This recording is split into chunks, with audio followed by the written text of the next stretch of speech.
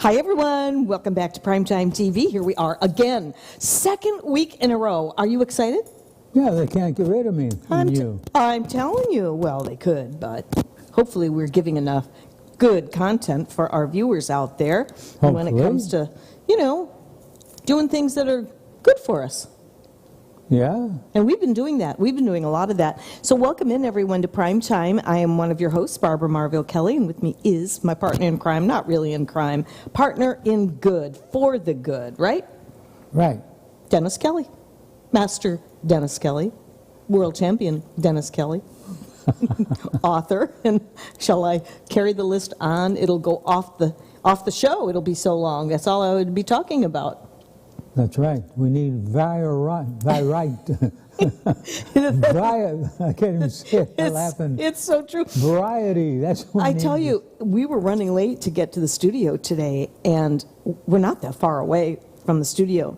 But so many things like go through your mind and everything. But we made it. We made it. And I think part of it was we've been talking all day about the things that are coming up for the new year. And as Lifetime Influencers, we have so much to share with you. We are definitely stepping out of the box, just stepping quite a bit deeper into so many things that people really need today that we've been experimenting with, and they've been working. New things, brand new things. So we're going to start talking about actually what we've discovered over the weekend with my husband and I and our collaborating, and that's really all we do because we're here to be a vessel for God's work. And it's all coming to us more and more. Don't you agree that that wonderful supernatural little message that we get from time to time is what we've been waiting for?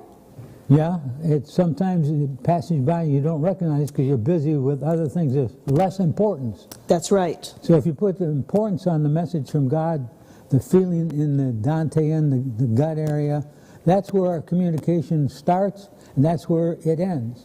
And the key thing is to be able to do that smoothly, because what happens is you build a passion and it flows. There's so much truth to that. I took some notes, and for the last 2 weeks, I don't know if you guys ever listened to Dr. Charles Stanley. I have been a fan of his ever since I was young, or younger, I should say, and you have too. Yes, back in the days of Billy Graham. And I'm not talking about being over the top or anything, but, I know that when I skipped Sunday school, I shouldn't have done that. But when I did go, I learned a lot, and it really took root in my soul. Even though at that time, a lot of people skipped church and skipped Sunday school. And, today as I look back, I really did glean a lot from going to Sunday school when I did. And when times were tough, I got out that Bible and I prayed. And I was confirmed, and I know you have a story to share too, that you shared with me every now and again, that you actually wanted to be, I'm going to let you finish that sentence, when you were younger. I was thinking when I was younger, I would love to be an evangelist. Yeah. And when I was 9 and 10 years old, I would go to the street corners in Milwaukee, Wisconsin. There was always plenty of activity. And I would listen to the Salvation Army band. Instead of going playing with the kids, I was fascinated by this talk to God and these people playing music on the corner. And it really was a very important part of my life, of building the structure of believing in a spiritual being. And I tell you, it's paid off in rich dividends. It really has, and especially over the last 2 years. I don't know if you feel the same way, or if you're searching, if you're looking.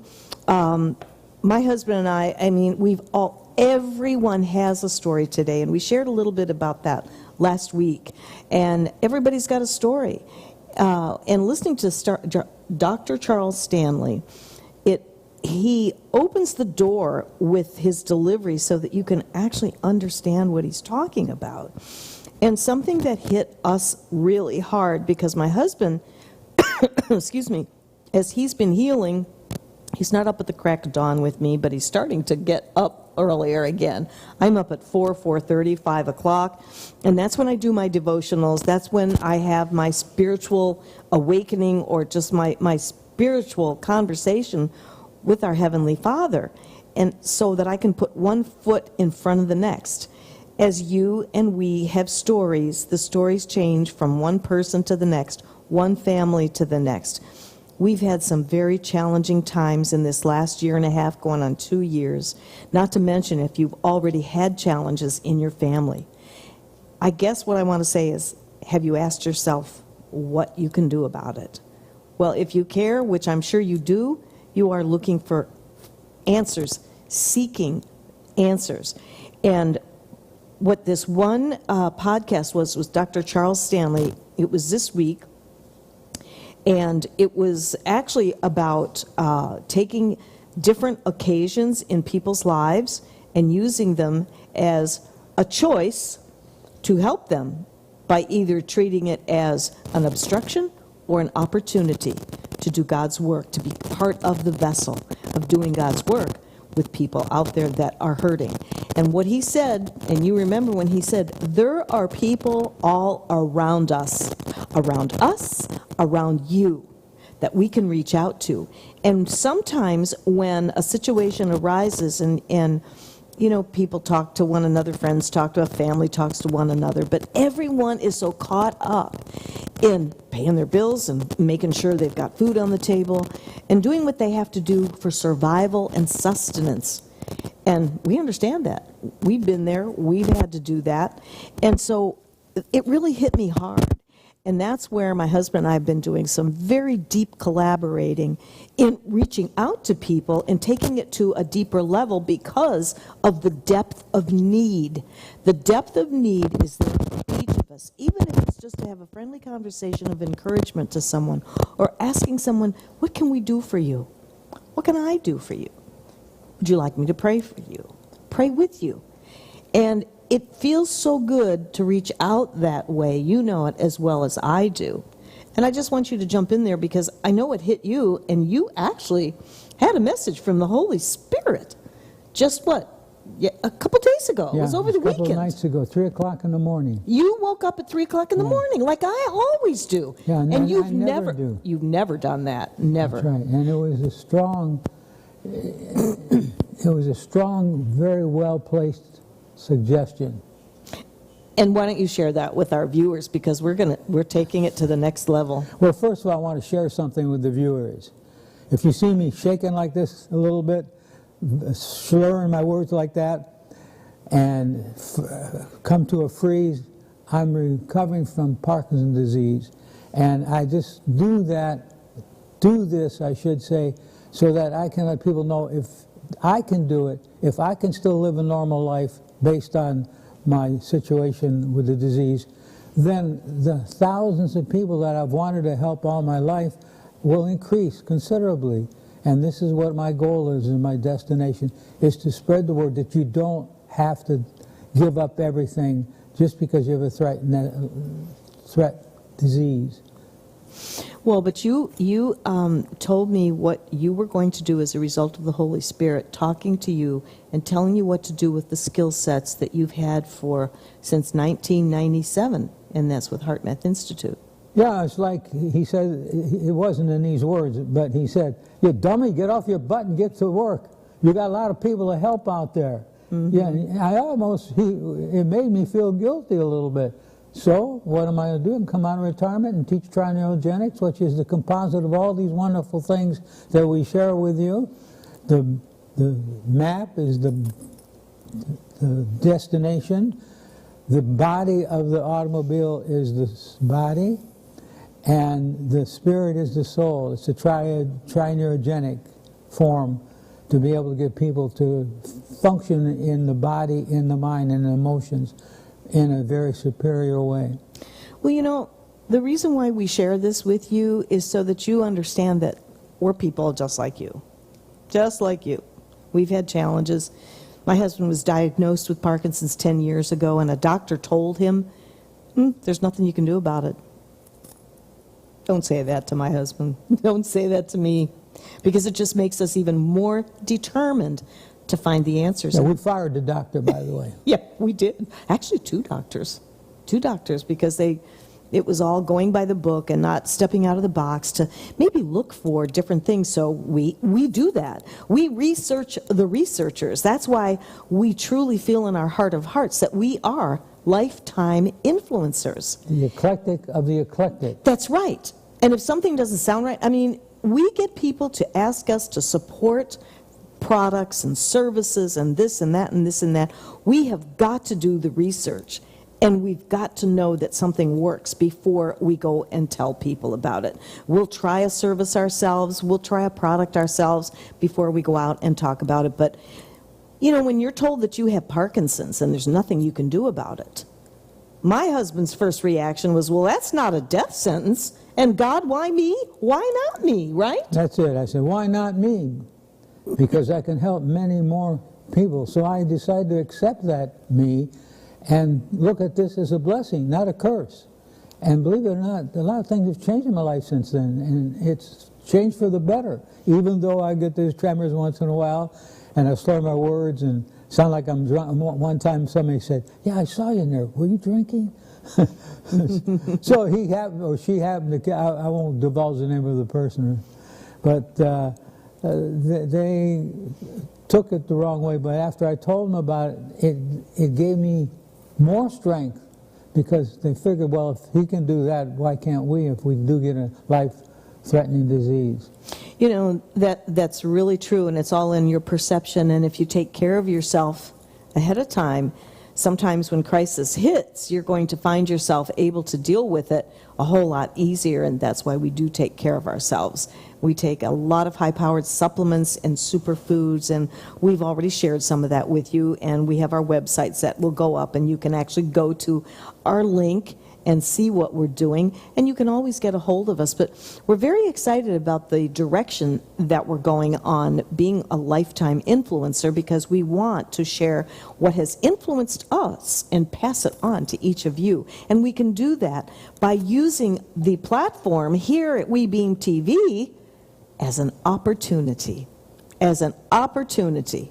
Because when I retired from the Home Shopping Network, which I think is about 15 years ago, and I got the call from John Gaston, the boss tech here, and asked me what was I doing, and he had something perfect for me. I said, yeah, let's do it. So here we are, 8 years later, something like that? Is this episode 203 or 204? Yes, 203. 200 episodes. That's incredible. I would have said around 50 or 60. It's amazing. Yeah. Time goes by fast when you grow older, but we're not growing older. No, we're younger. No, age is just a number. It really is. It's just a number. So, talking about listening to Dr. Charles Stanley, I love giving him credit for what we're learning because it's helping us discern where we need to go, how to do it, and we're going to have some announcements coming up. Maybe next week we're going to be starting something after the first of the year, and we'll have it outlined for you as a lifetime influencer, possibly coaching, possibly a coaching certification program, things like that, and to teach the whole entire system known as tri-neurogenics. And I brought one of the old books so you can see it's been read a few times. Her book may last longer than me. I'm telling you, I doubt that. But this book has been around since 1996 that my husband wrote. It's called The 6 Steps to the Fountain of Youth, and we are down to the last 3 boxes of this book. So we are hurrying feverishly to get a lot of this, most of this, in a reprint, but rewritten with the updates of what we've learned since then. And you're also going to be able to get the excerpts from the Master Warrior Athlete, too. So it's very exciting. You know, perception is everything. We could have laid down our arms this last year and a half with the you-know-what that has happened to everyone, with being locked down, can't go here, can't go there, mask this, no school for the kids. I mean, it's enough to really drive people insane. And I don't want to go down a negative bunny hole, because we have so much positivity to bring to you. And that's why we are here on Mondays, and God willing, every single Monday from here on out, right? Right. Or in case you stop listening or watching, or contacting us. But we have a lot moving forward, so just sit back and relax. If you ever have any questions or if you want to see something special, different than, or you have specific questions, you can always private message us on Facebook, Barbara Marville-Kelly or Dennis Kelly. We're right there. We have a lot of tips. We re-air the show on there, and our shows are re-aired on WeBeamTV.com and on Facebook, WeBeam TV. So there's a lot of exposure, and we're very honored and blessed to still be doing these shows. It keeps us fresh, but it also gives us this platform to share what we're learning, new things, and actually renewing some of the old things. Everything in my husband's book that was written in 1996 still goes today, right? That's right. Everything from how to manage your feelings and manage your emotions, and really putting the trineurogenics, which is the composite of the mind, body, spirit, that whole concept, using the mind as the map, the body as the vehicle, and the spirit as the fuel. And there's my husband's website. And something else that I wanted to mention to you, because I forgot last week, and forgive me for that, but if you go onto my website or my husband's website, thank you guys for doing that, you'll also be able to tap in to some information from Heart Math Institute called the Heart Math Experience. If you could scroll back, well, we'll go back to that in a little bit, but at the top right on the front page there, it's called the Heart Math Experience. Click onto that, and you'll see that you can actually do this program, and it's not going to cost you anything. And that is what our skill sets are, is through Heart Math Experience. And I've already gotten licensed. You've been certified since you wrote the book, and they gave you your blessing, and you were able to talk about heart math in the book. And so we're bringing this all out more and really delving into it more. A lot of the features and benefits that come from living a heart-centered life is our answer. It is our key to any of our successes, is living a heart-centered life. In fact, somebody posted on Facebook this morning about put one-liner, just like a one-line recommendation or a one-line anything, and I said live life from the heart, because it's true. That's right. Do you remember when you were teaching me how to live from the heart, and I couldn't discern whether I was living from the head or the heart? But boy, did I ever find out fast that when it didn't work out right, it was coming from here. Yeah, the logic just doesn't cut it. It's the emotion, the passion, and doing the necessary steps to make it successful. But those steps don't have to be all gathered before we venture into the goals, because when you set a goal, you don't have to have all the how am I going to do this. If you're passionate, the how will come. Dennis Waitley wrote an interesting book that he used in working with athletes in the Olympics. Anyway, rather than me going over the name of the book, I'll just mention that he had a theory. He delved into quantum physics a lot, and he had a theory that when we think about something and think long enough, it forms a pattern in not only in your subconscious mind, it also forms a pattern in life, to where the thoughts that you have, thoughts are things. It materializes and becomes a thing rather than just a thought. So that's why you want to be very careful what you're thinking, because if you're thinking is thinking, as Zig Ziglar said before he passed away, so are the results. The results will be good, and if the results are good, it is quite a difference in the way we live and the way we feel. There is a thing called the tipping point. Everybody has a tipping point in their life where there's a decision to make that if you do it this way, you're going to wish to get this. If you're doing it that way, you don't want that. Anyway, that decision to make is so important. To give you a little example, this could change your life by understanding the tipping point. If you're walking down see a young kid walking down the street, and there's a man walking in front of him, something falls out of his pocket, but the man didn't hear it, and the kid walks over and looks at the wallet, and there's over $100 in that wallet. And now the kid's watching the man leave, the presence. This is outdoors, and it's a sidewalk, and so it's a very narrow path, so the kid was following him after he picked up the wallet. Now, he took a couple steps, and now here's his decision. Do I want to keep the wallet? Do I want to keep the $100 for myself and the wallet? That's sort of a stupid way of looking at it. That was a really one of those weird comments that come in once in a while. But anyway, if he goes up to the man and taps him on the shoulder and says, "Here's your wallet, sir," there are two benefits that you get from it.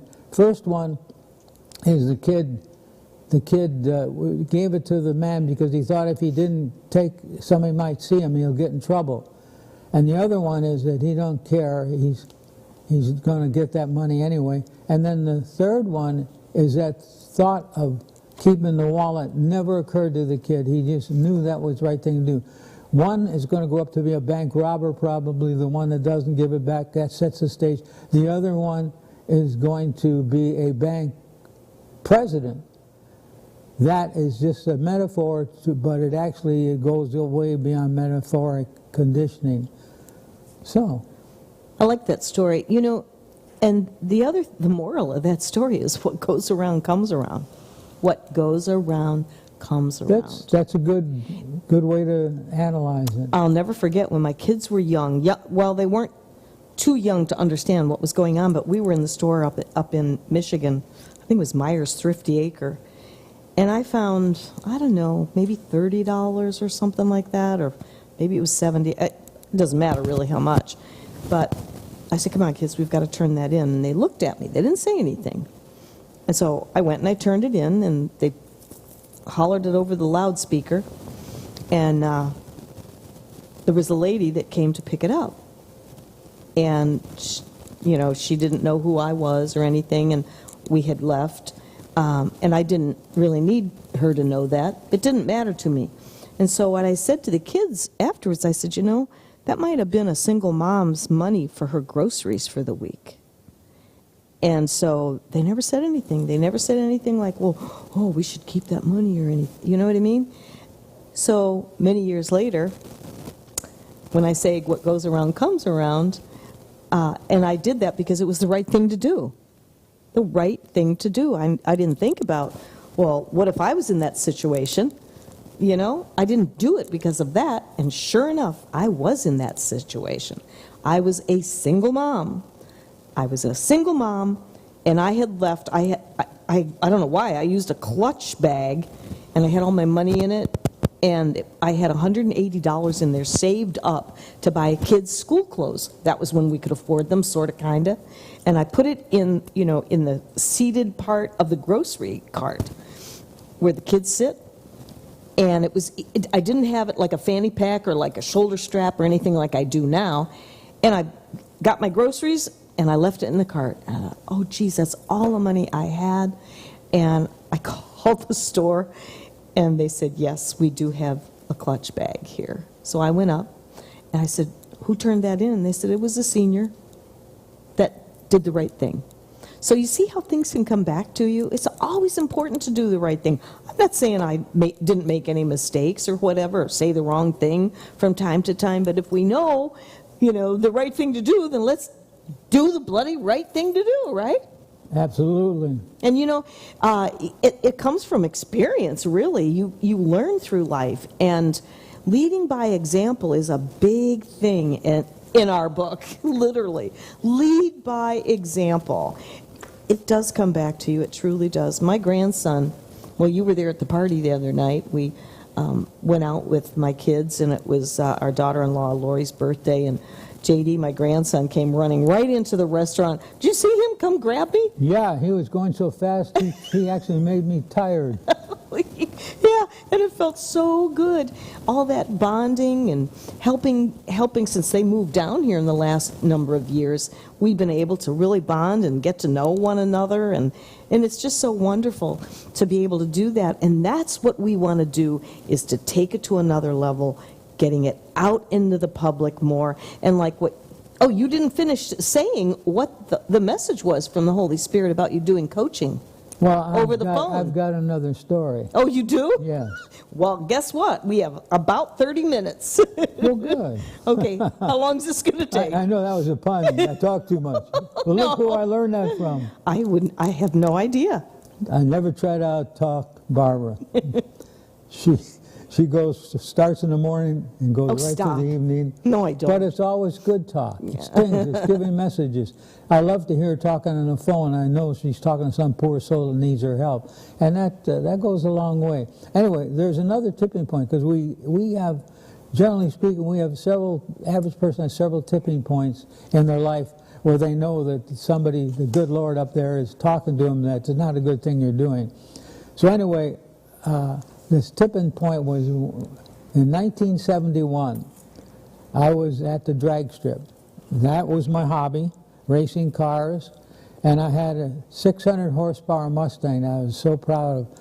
And it was drag racing, where you start from a standing stop, go 1,320 feet, and then they clock you, and then of course there's a winner and a loser and so on. Now the strip is 1,350 feet long, and this was night drag racing, so there's lights at the end of the strip that went about a quarter mile. So if you didn't stop by that time, you're in the forest. But that was plenty of room for all the cars, and my car especially, needed. Well, when I got there late, and I was in a hurry, and normally you take several time runs. And I figured this is no different. I want to go take a time run before I get into the actual race to make sure everything's tuned up right. So anyway, I got to the starting line at the 1,320 feet, and I was getting ready to click my seatbelt. And I thought, and I never usually ran with my seatbelt on during the time trials. For some reason, I just didn't go through the motion. So I clicked it, and the green light went go, and they're going to time me. I'm running against my time, not against another car. So I'm getting down to the end of the strip. I'm doing about 140 miles an hour. And I went to let my foot off the gas and put on the brake. Guess what? The car didn't stop, didn't slow down. The car kept going because the brakes didn't work. And I knew that there was a forest coming up real soon, and there's no way. I tried to turn the key off because it was going so fast I could reach it and couldn't find the key. It was just a few seconds to make that decision. So what did I do? I just grabbed the steering wheel, thick oak steering wheel, grabbed the steering wheel, turned my head to the right, and said a prayer, because I knew there's no way I could stop. It happened so quick. And I woke up, and I'm in water up to here, and what happened, I went over like a small cliff, so to speak, and went 140 feet, I hit a tree, went 140 feet, and the car turned around, went down the creek backwards. So when I woke up, I'm here, I was only a foot away from drowning, and also I hit it so hard the car was just ripped apart. So when I got to the hospital, I asked the kids, I said, how did the car look? They said it was amazing. It smashed, and it formed a form right around you. The steering wheel, the thick oak steering wheel was twisted, splinters broke, the steering wheel broke, the door was shut, and my helmet the impact was so big I forgot to put the chin guard to hold the helmet. The helmet was floating around somewhere in the car. And guess what? All I had was a scratch on my right leg, on my left leg. I had a scratch. When I got out of the car, and I couldn't see, it was dark out. But when I got down to the drag strip, they took me to the hospital because my chest started swelling up. And the doctor came in and said, "Son, I got some bad news. We're going to have to remove your spleen." I said, "Oh, jeez, God, please don't let that happen. I promise I'll straighten out some of my ways."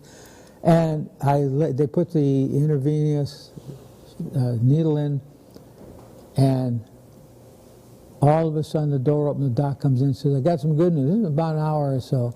"Got some good news." He said, "Your blood count went to normal, so we don't have to mess with this spleen." And I thought, that's a tipping point. God is telling me He doesn't like the way I'm living. I was womanizing, I was doing things, not illegal things, but things that were not proper, that other people maybe hurt their feelings or whatever. So that was a tipping point, and I had several tipping points, some from there, but they keep getting easier and easier to follow. You know, I remember that story because it made such an impact when you told that to me. It was like when I was in that car accident, same type of thing, and I mean, my car was totaled. Yeah, well, I couldn't see what the car looked like till the next day when they towed it out, and they had to drive me home because I couldn't even move. I was so sore all over. I bet each of you have a story to share. I'm sure you do. Send your stories in to us. Private messages. We'll read them on the air. Because when people can relate to one another and they go, wow, you know, by rights, you probably should have not made it out of that car. Yeah, that happened to me You too. could have drowned. Oh yeah, the water was here. Mm-hmm, exactly. Well, you know, we just have angels surrounding us, and when you're a believer, it's just so much better than if we're not. And you can see how it can turn your life around. And we're at a stage, when you stop to think about it, we're in what they would call the last trimester of a pregnancy, right? 369, right? Be careful how you use the word pregnancy. I got a cold sweat. So, but the thing of it is that we're in the last stages of our lives. We've both been married a couple of times.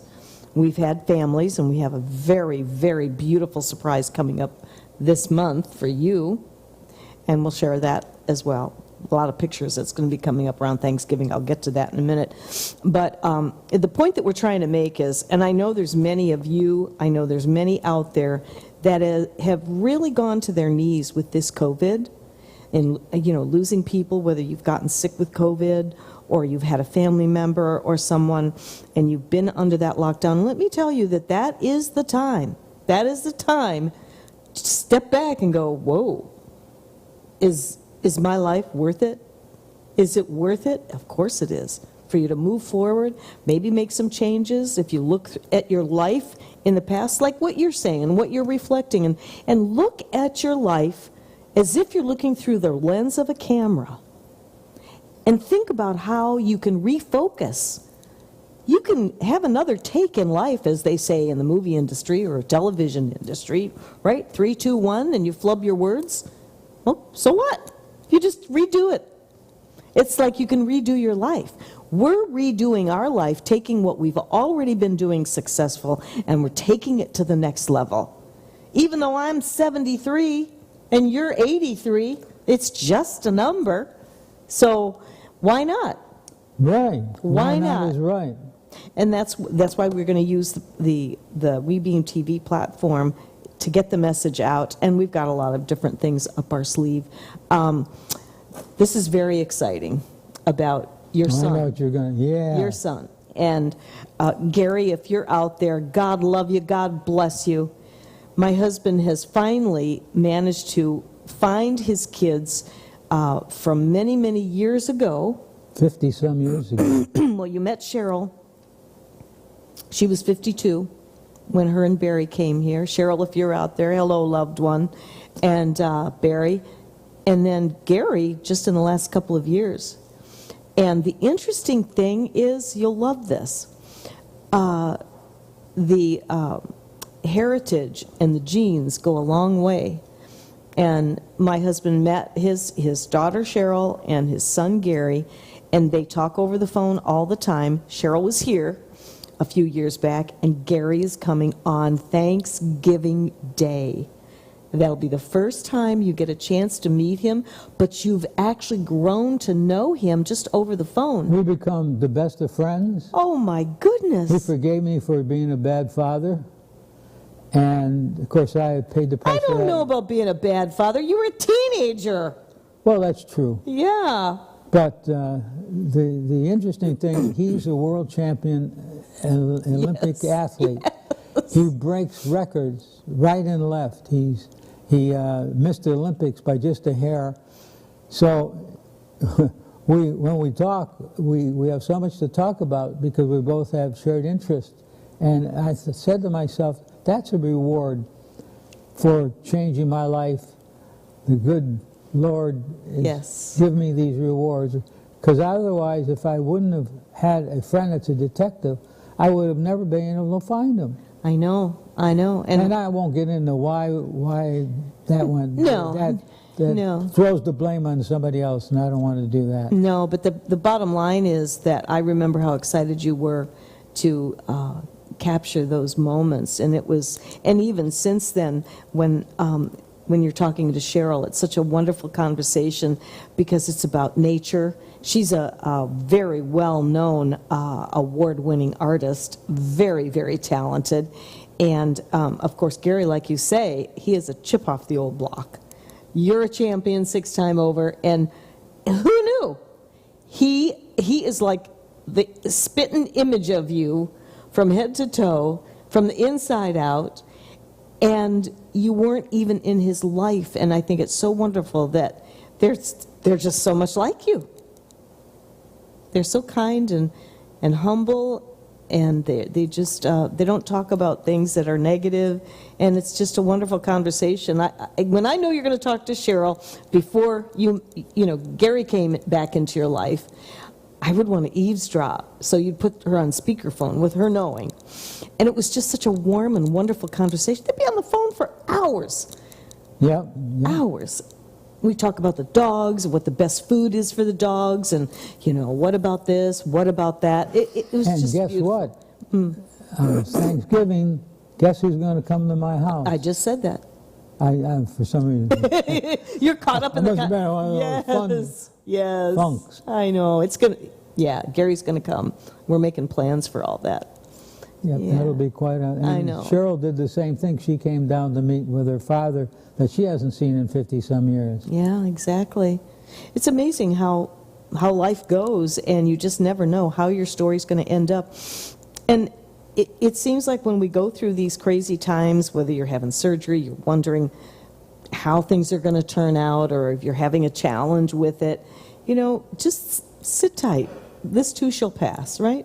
Speaking of surgery, our friend Sharon Kistler had a hip replacement. Sharon, if you're out there, just know that we're praying for you, darling, and you're going to be just fine and back here in the studio again. So we have her posted on Facebook for asking for prayers, and it's always nice to reflect on good friends and family. And we had a blast Saturday with my family, with our family, our personal family, and then yesterday we went down and spent 2.5 hours at the Lucky Dill with Leslie and her hubby Bill, and we just laughed and had such a good old time, didn't we? They're senior citizens that didn't grow up yet.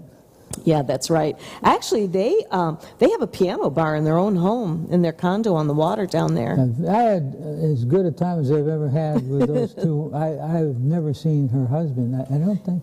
No. Oh, I don't think so.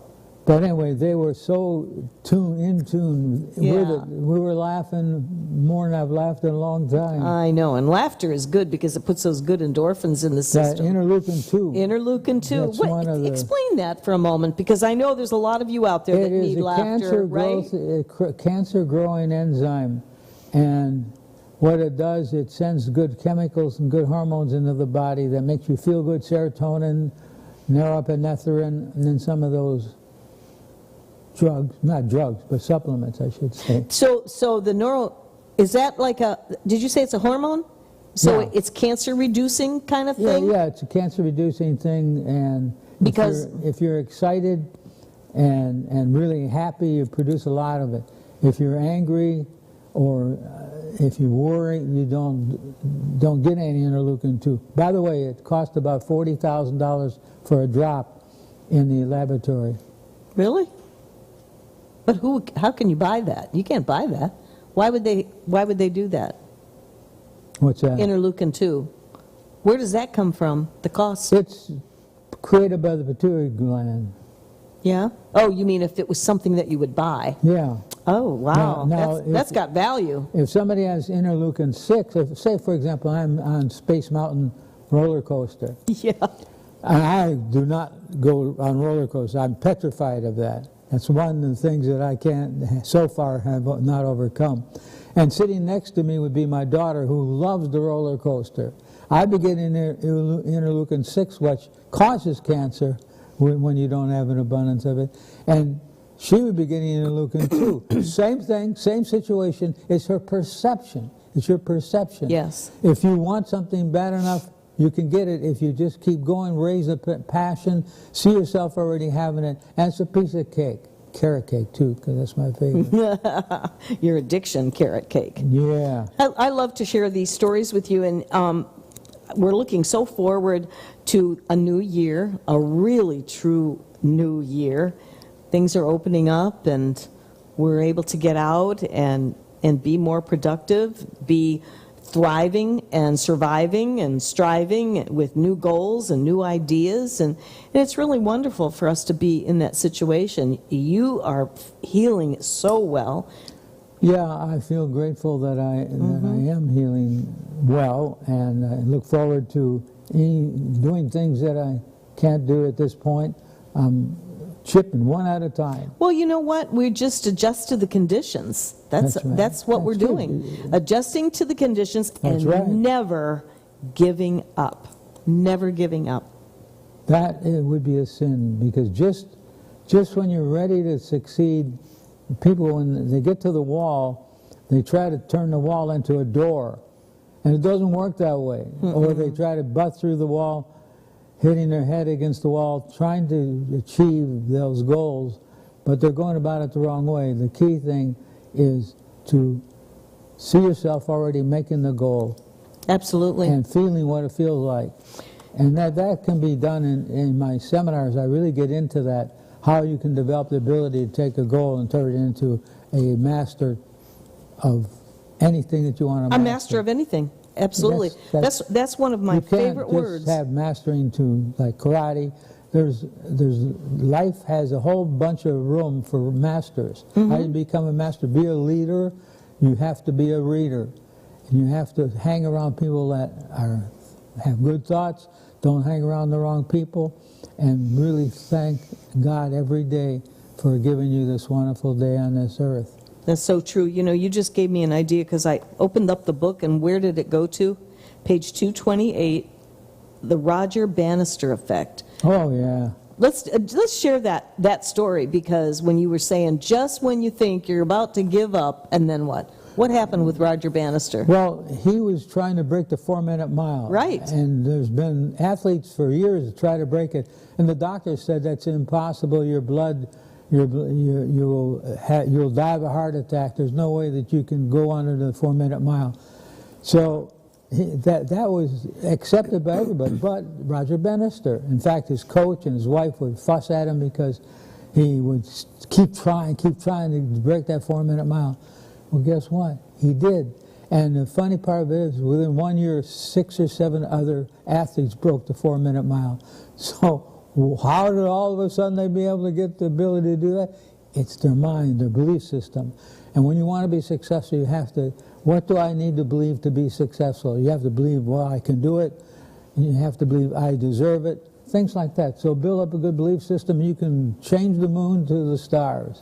Yeah, there is so much truth to that, too. And when somebody tells you you can't do something, really and truly, we all know what we can and we can't do to some degree, right? Right. To some degree. I think I shared the story when I did the Dancing with the Local Stars. I did not think I was going to be able to get that high kick up there. But guess what? I did it. Well, I would never want to try to bet against you. I'm serious. That woman she has so much power in a positive way. You know, we have two forms. We have power and we have force. Which is the strongest? Most people pick the force, and it's not. Force comes from the head. It's a reaction. Excuse me. And the power comes from the heart. Power is something that keeps building, where force, it gets you in a lot of trouble because it's not thought out. It's just a spur of the moment reaction. The power really is, it does come from the heart, and it gives you what you need when you need it, and it will surprise you. And I'll tell you, The power of prayer. I was talking to Cher Kistler a few weeks ago about, excuse me, about the power that each of us do have. And we're all, as life coaches, wanting to get that power transferred and transformed through these lenses of the cameras to each and every one of you so that you recognize and understand. And we are in total belief that if not now, then when? If not us, or if not you, then who? It's about taking your power back, taking your life back, and giving back to others and showing them. I mean, it's not a secret.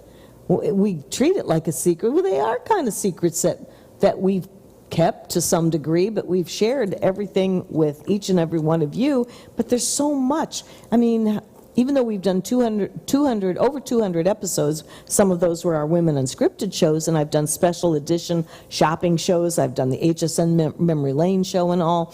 But for the most part, you've been with me every step of the way. Yep. To get the message out, and then you fell, and then we had to deal with that happiness, and then with the prostate thing, the surgery, and all of that healing. And I mean, look, you're like Superman. Well, the doctor feels sorry for me, so he keeps me alive. I don't know. In and out of the hospital, right in the middle of COVID. I can't tell you how many times. So you see, our life like yours, I mean, it's not always a bowl of cherries, right? But it's how we discern, what we discern from it, what are we going to learn from it. That's one of the first things that I learned from you after you told me about 5 minutes of an angry thought, based on Heart Math Institute and the science behind it. 5 minutes of an angry thought will dump between 6, 7, 8 hours of the worst chemicals known as cortisol into your bloodstream. It's like poison dripping all day long. All day long. Yeah, and some people walk through the whole day of their life with that faucet of acid. Yes. Worry, I call worry acid. Yes. Excuse me. And do you need some water? It's right there. Water. You want water? Oh, no, You're good? not yet. Okay. I'm about to spill it on myself. Oh, dear. But yeah, so we're excited. We're very excited to share some of these things with you and just take it to a much deeper level, if you will. And with the coaching that we'll be bringing out as Lifetime Influencers, you'll be able to participate in that. So we're going to start taking a waiting list for who wants to be first, who wants to be under our spell. Well, there's so many wonderful things in this world that we can have if we just believe with our life, right, breathe system. And the key thing is, if you want to be happy, help somebody else be happy. You know, that's true. And there's something else that you say in your workshops, and it always stuck with me too, is when you're around someone, and I've heard little snippets of conversations here and there, people talking about this, is when you're around someone, how does that person make you feel? You feel good, or you feel not so good after you've left that person? How are we supposed to feel after we leave someone? Anyone, it doesn't matter who it is. You want to think about them when they leave your presence. When they leave your presence, how do they feel? Do they feel worse about themselves? Do they feel better? I try to have everybody, and I don't work at it. It's a natural thing. It's not a phony, pretentious type movement.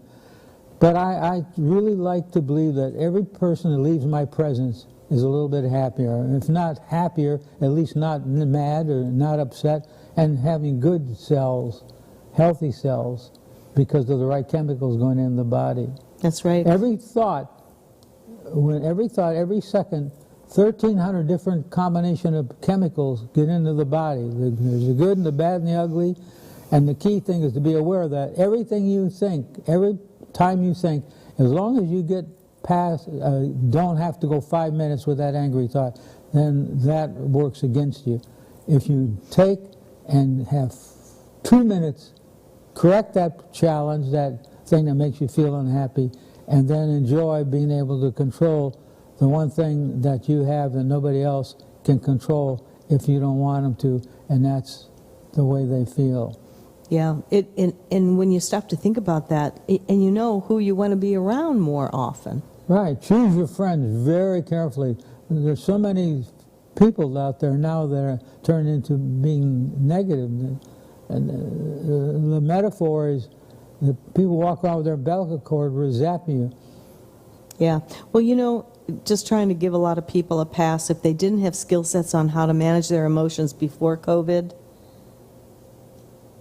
I don't even know what to say. You know what I did, and I'm sure that there's controversy about it, but I just picture COVID as a dragon, a mean, ugly dragon. And I'm Sir Galahad with the sword, and I chopped that dragon up to small pieces. Now, somebody might say, well, that's using violence. That's not a form of violence when you do it that way. That's not my idea. I didn't create that. People that are quantum physicists and scientists, they all know this. Some of the stuff they don't want to talk. In fact, there's some of the stuff that's in the martial arts that I'm not even divulging because of the fact that people might misuse it. Mm-hmm. It's not that we want to keep a secret. We don't want people to get better. But there is a crossroads that in my seminar, I do not go into a certain area. That's helped me develop. But I was in control of that. But if I teach somebody some of these things that have been kept secret for centuries, then as a result, I don't get the benefit from it. Well, and too, you don't want to share something that is not accepted. Right. It's not a dark secret. Right. It's a heavenly secret. Right. Well, you know, you being in the martial arts, there was so much you had to learn about yourself, and I know we're running short of time here. We've got less than 5 minutes remaining, but you learned a lot in the martial arts as well in self-discipline, which helped you in your personal life with self-discipline, as it did even with mine, and I only made it to a yellow belt in Taekwondo, even though I have a black belt in shopping that my husband says. But I think that I think this hour has been good, where we've shared some stories, shared a little bit of this and that on where we're going with you guys. And like I say, if you want us to talk about anything, I know we can give you some good news all the time, and we always try to stay on the straight and narrow of positivity. My son Jason said one time, he goes, you and Kelly are always so positive. If you were on the Titanic and it was going down, you'd be saying one more song, one more dance. That's true. Yeah. I can just see us now. And he was so right about that. So now when we have a challenge, I'll post it on Facebook, like when you were in the hospital, and I'm sitting out there in the waiting room praying and praying, and it was such a good story that it came out of nowhere with Jason saying that, and I thought, you know, I can relate to that. One more song, one more dance, and that's probably going to be another chapter in either your book or my book or both. Yeah, well, I'm going to, in the next couple of months, I'm going to release some of this information that I've been keeping secret. It's like, how would you like to be able to, with a single thought, build an empire and do it with ease? So it's going to be involved in how do you do this? How do you train your mind to do it? And I'm going to be excited about it because I finally figured out a way to teach it without it gripping the person. In other words, making them feel guilty as a result of the seminar. So I'm not going to use that side of it. I'm going to use the side of it that what we teach them will be a metaphor for success. Well, you've done that in your own personal life, and we have all the documents in our humble villa. Yeah, my master martial art instructor, he said, promise me you will not give anybody else this information. For years I worked trying to get his information. Finally I got it. Well, and when you use it for the right reasons, that's all good. And the martial arts are not so that, it's like my grandson, he's going to get back into the martial arts hopefully soon. And they teach us the tenets. You learn the martial arts for self-defense in case of you're being attacked, save your life. It's not to go pick a fight at school or to bully other kids or anything like that. In fact, we're going to get back over to Sergio's place. I really, really miss it. Yeah, Discipline. the martial arts has many benefits. If I was new father, I would enroll my kid by the time he's 4. I would enroll him Oh, yeah. between 4 and 6. It's wonderful. Because they get the discipline away from home, because at school it's cool to be the bad guy. At home it's not cool to be Cool at all. That is so true. Yeah, so now what you want to do is change where going to the karate class is cool and going to school is not. You don't have to worry about it getting your, how would I say, your education on being cool. Yeah, exactly. Well, it's time for us to wind down. We have less than a minute. I've enjoyed this segment here, our episode. Over 200 now we have hit, and I'm excited that you're excited that Gary's coming into town. You had a lovely conversation with him last night. Thanksgiving's going to be right around the corner before you know it, and we are so grateful for our lives. In spite of the health challenges that we both had, we just push through it. We find a way to push through it. We're going to share all those secrets. So we hope that you will be joining us next week. We're going to start having some of our guests. Rob Imperato, remember Rob? I know he'll agree to come on the show, talk about the digital age. Oh boy, now is the perfect time to talk about that and different subjects. And of course, we're going to be outlining what we're going to be doing for next year. Well, next week I'm going to give them a little bit of this forbidden information. Forbidden? I'm going to give you a taste of it. Even next I week. don't know what that is. There's things you don't even know. Oh, listen, we better screen this first. It's time to go. I'm thinking about that. I know. Well, thanks for joining us, everyone. God bless. See you next week. Bye-bye.